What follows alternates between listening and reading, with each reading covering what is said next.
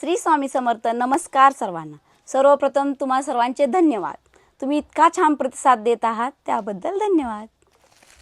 मी आज तुमच्यासाठी डोला सिल्कची साडी घेऊन आलेली आहे. सॉफ्टी आहे, डिजिटल प्रिंट आहे. खूप छान साडी आहे. तुम्ही छोट्या मोठ्या फंक्शनसाठी ही साडी वापरू शकता. ही साडी पूर्ण अशी येणार आहे. विथ रिच पल्लू आहे या साडीला. तुम्ही बघू शकता.